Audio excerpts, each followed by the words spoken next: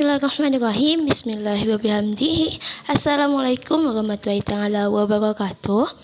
Teriring salam dan doa semoga Allah Subhanahu wa taala melimpahkan rahmat dan hidayahnya kepada kita untuk menjalankan tugas sebagai khalifah di muka bumi ini. Amin. Dan sebelumnya, perkenalkan nama saya Nur Saida, saya angkatan 2021, program studi psikologi, Fakultas Ilmu Sosial dan Budaya, Universitas Gadjah Mada Malang. Dan di sini saya tidak sendiri, melainkan nantinya akan ditemani oleh rekan-rekan saya, yakni Tanti Samputri, Dava, Kaihan, dan juga Zah. Oke, di sini kami mengambil judul pengaruh sosial. Mungkin teman-teman udah pernah dengar tentang pengaruh sosial, di mana pengaruh sosial ini berpengaruh terhadap perubahan perilaku ataupun sikap seperti itu sebagai hasil dari interaksi terhadap orang lain. Pengaruh sosial juga berpengaruh terhadap perilaku komunikasi baik secara individual maupun komunikasi secara kelompok. Nah, di dalam pengaruh sosial ini ada beberapa aspek menurut Baron. Yang pertama adalah conformity atau konformitas, yang kedua adalah compliance atau kesepakatan, yang ketiga adalah obedience atau kepatuhan, dan yang terakhir adalah intense indoctrination atau indoktrinasi intensif. Pembahasan yang pertama adalah tentang konformitas, di mana konsep konformitas sangat berhubungan erat dengan sosialisasi, sebab proses sosialisasi menghasilkan konformitas. Konformitas merupakan bentuk interaksi yang di dalamnya seseorang berperilaku terhadap orang lain sesuai dengan harapan kelompok. Maka dari itu, tidaklah mengherankan kalau seandainya seseorang itu sekedar mengikuti perilaku yang dilakukan oleh teman-teman di sekitarnya, karena semua perilaku itu kembali kepada norma dalam kehidupan yang dapat mempengaruhi seseorang untuk mengikuti perilaku lingkungan sekitar sebagai bentuk dan interaksi sosialnya terhadap lingkungan tersebut. Jadi, definisi dari pengaruh sosial itu sendiri adalah usaha yang dilakukan seseorang atau lebih untuk mengubah sikap, belief, persepsi, atau tingkah laku dari orang lain. Mungkin ada sebagian individu di mana dia merasa berbeda, dan dari perbedaan itu bisa saja muncul rasa keanehan tersendiri. Padahal, perbedaan itu bukan suatu hal yang salah, bukan suatu hal yang harus kita jauhi sebenarnya. Malah, perbedaan adalah suatu keunikan tersendiri bagi masing-masing individu. Karena tidak ada yang salah dengan perbedaan itu sendiri, yang bermasalah adalah keegoisan kita dalam memandang suatu perbedaan. Dan perbedaan itu adalah suatu rambu-rambu lalu lintas menuju sebuah kemuliaan.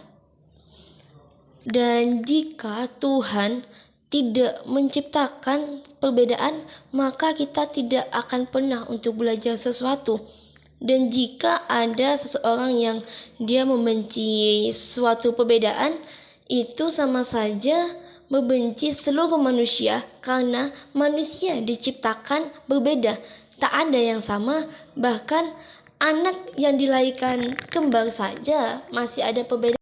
Maka dari itu diperlukan sikap bijak untuk menghargai perbedaan, karena pada dasarnya perbedaan membuat kamu semakin kaya akan banyak pengalaman.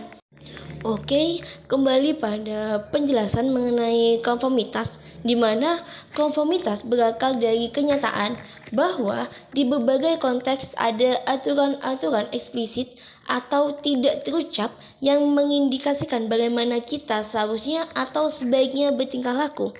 Jadi, konformitas itu sendiri adalah kesesuaian, kecocokan, keselarasan, dan penyesuaian.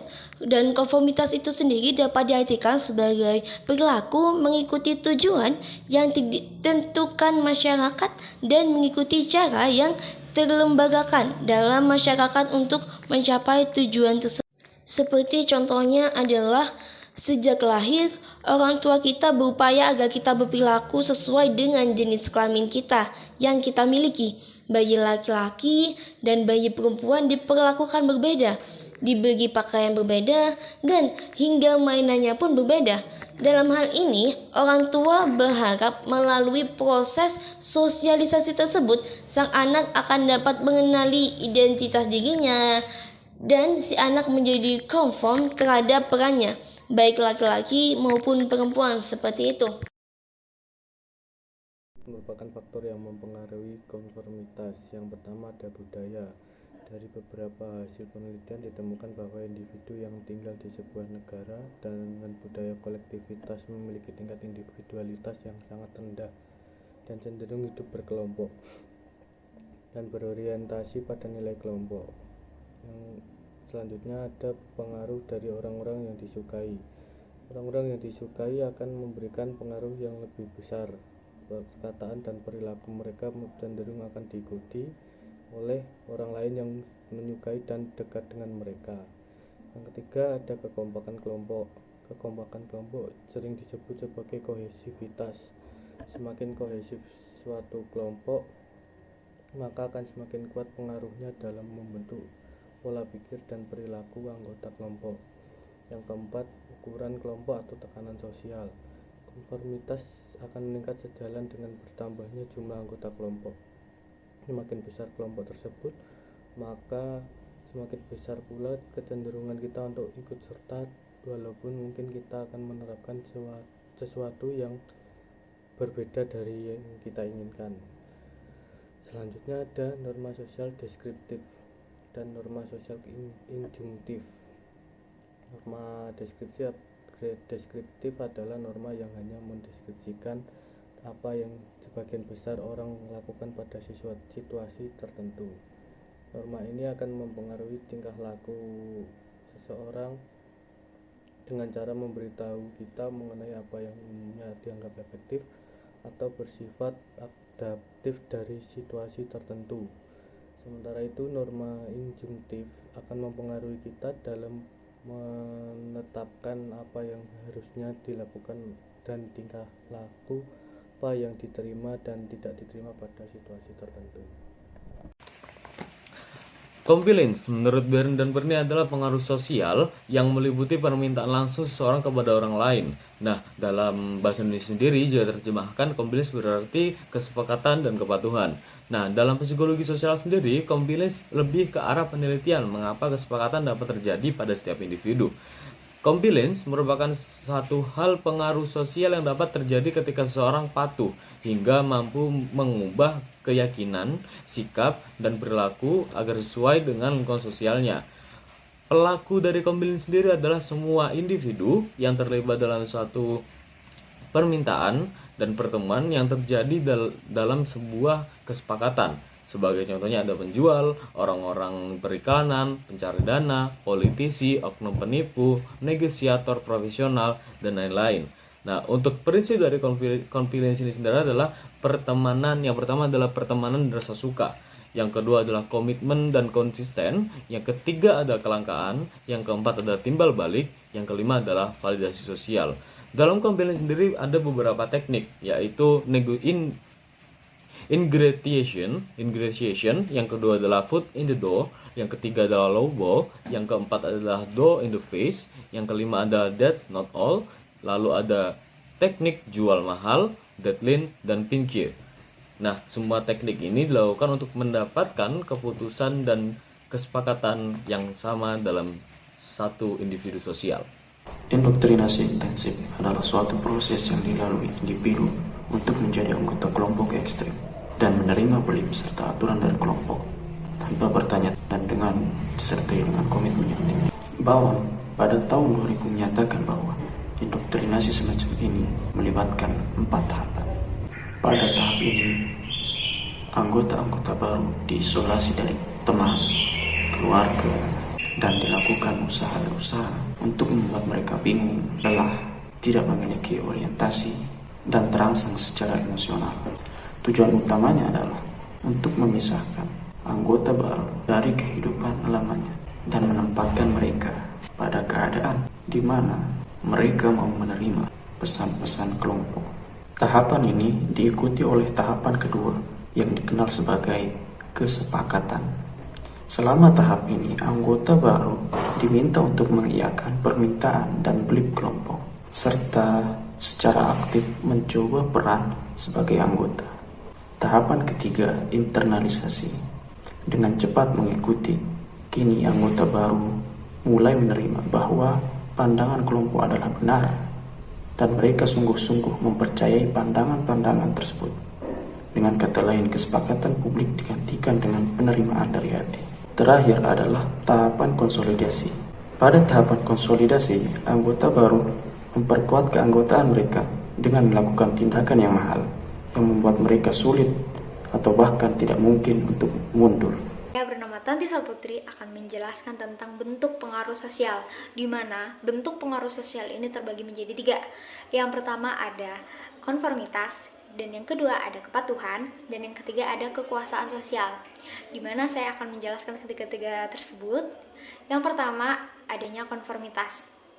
Konformitas atau perubahan perilaku atau juga yang biasa disebut sikap yang ditujukan untuk memenuhi norma sosial nih yang baik di lingkungan masyarakat sekitar.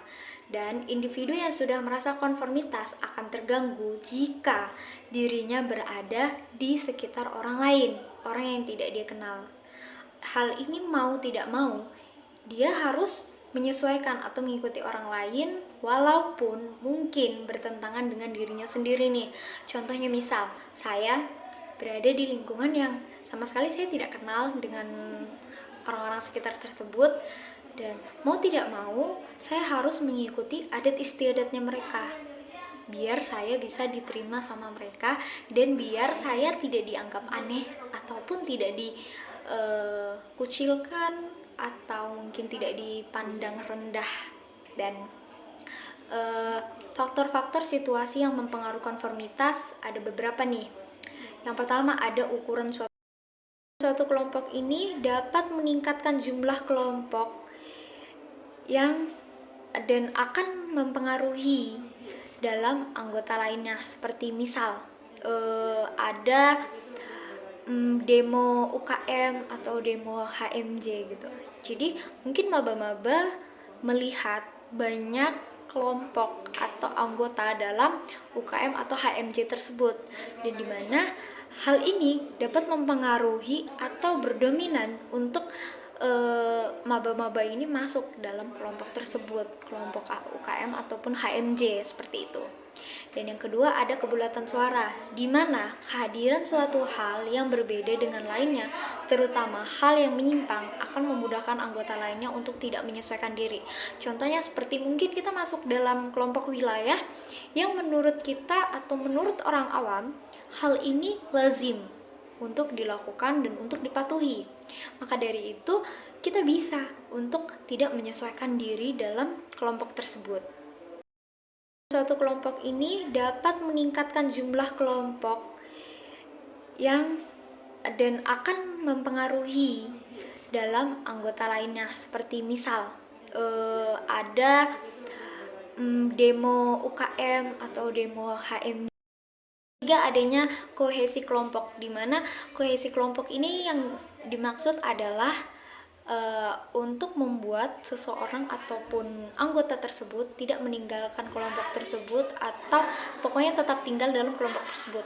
Contohnya misalnya mungkin ada circle-circle atau geng-geng atau grup-grup UKM, mungkin HMJ atau lain sebagainya.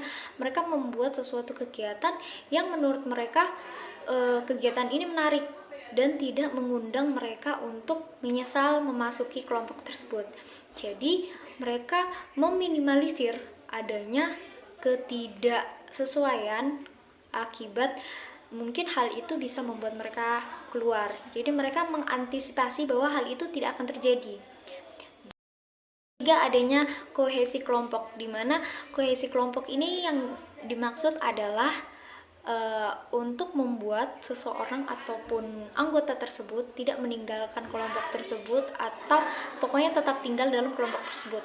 Contohnya misalnya mungkin ada circle-circle atau geng-geng atau grup-grup UKM, mungkin HMJ atau lain sebagainya. Mereka membuat sesuatu kegiatan yang menurut mereka kegiatan ini menarik dan tidak mengundang mereka untuk menyesal memasuki kelompok tersebut.